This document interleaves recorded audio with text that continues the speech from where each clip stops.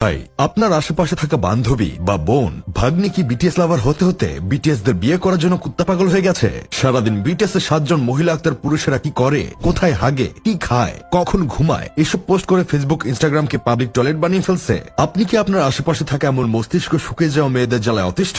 তাহলে আর নয় দুশ্চিন্তা, আর নয় হতাশা, আমাদের ফাপড়বাজ টিম নিয়ে এসেছি এমন মস্তিষ্কবিহীন মেয়েদের সুস্থ করে তোলার চিকিৎসা। আমাদের আশেপাশে অনেক নারী জাতি আছে যারা নিজেদের আর্মি দাবি করে। এদেরকে আবার আপনারা কেউ দেশের জন্য লড়াই করা আর্মি বা সেনাবাহিনী ভাবতে যাবেন না। তারা হচ্ছে সেই ধরনের আর্মি যারা নিজের বাপের খেয়ে অন্য দেশের মহিলা আক্তার পুরুষ শিল্পীদের নিয়ে গর্ব করতে করতে গর্ভবতী হয়ে যায়। মাঝে মাঝে তো এদের দেখা যায় এরা রাস্তায় নেমে উল্কাপাল্কা নাচানাচি শুরু করে। বিটিএস মেম্বারদের মধ্যে কোনো একজনের জন্মদিন থাকলে তারা কেক এনে এমন ভাবে উদযাপন করে, এতটা উদযাপন তারা নিজের বয়ফ্রেন্ডের জন্য করে না। নিজের বয়ফ্রেন্ড থাকার পরেও বিটিএস মেম্বারদের জামাই জামাই ডাকতে ডাকতে গলা শুকিয়ে ফেলে। কিন্তু মাঝে মাঝে আফসোস হয় তাদের বয়ফ্রেন্ডের জন্য। একটা পুরুষ তারা কতটা অসহায় হলে তার গার্লফ্রেন্ডের 7 জন ভাতার আছে জানার পরেও তার সাথে প্রেম করতে পারে। কেউ কেউ তো তাদের বিয়ে করার জন্য নিজের বাড়ি থেকে পালিয়ে যায়। এরকম ঘটনা ঘটেছিল কিশোরগঞ্জে। 6 এ পড়া 3 বান্ধবী মিলে বিটিএস দের বিয়ে করবে বলে বাসায় চিঠি দিয়ে পালিয়ে গেছিল। এরকম আরো কয়েক জায়গায় এমন ঘটনা ঘটতে শোনা গেছে।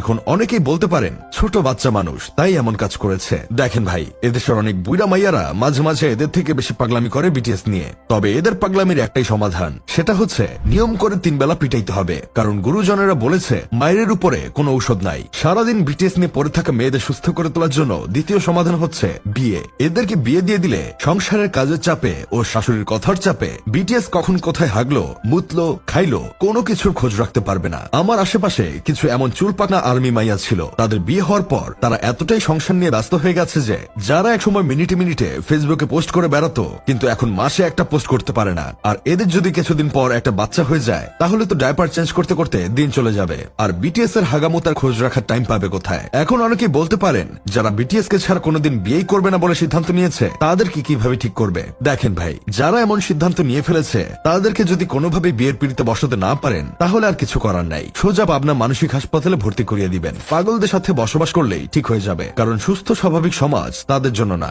আসলে যাদের জায়গা যেখানে তাদেরকে সেখানেই রাখা উচিত। আমার বন্ধু কেরামত আবার একসময় এক বিটিএস আর্মি মেয়ের প্রেমে পড়েছিল। সে সেই মেয়েকে পাওয়ার জন্য নিজেও বিটিএস ফ্যান হওয়ার ভং ধরছিল। কেরামতের মতো আরো ছেলে আছে যারা বিটিএস ফ্যান হওয়ার ভং ধরে শুধুমাত্র মাইয়া পটানোর আশায়। এদেরকেও মহিলা আক্তার পুরুষ বললে ভুল হবে না। যাই হোক, শেষমেশ আমি গোলাম হোসেন একটা কাজের কথা কই, কারো ফ্যান হওয়া খারাপ কিছু না, কিন্তু অতিরিক্ত পাগলা ফ্যান হয়ে নিজেদের আর্মি ভাবা শুরু করলে সেটা স্বাস্থ্য ও সামাজিক পরিবেশের জন্য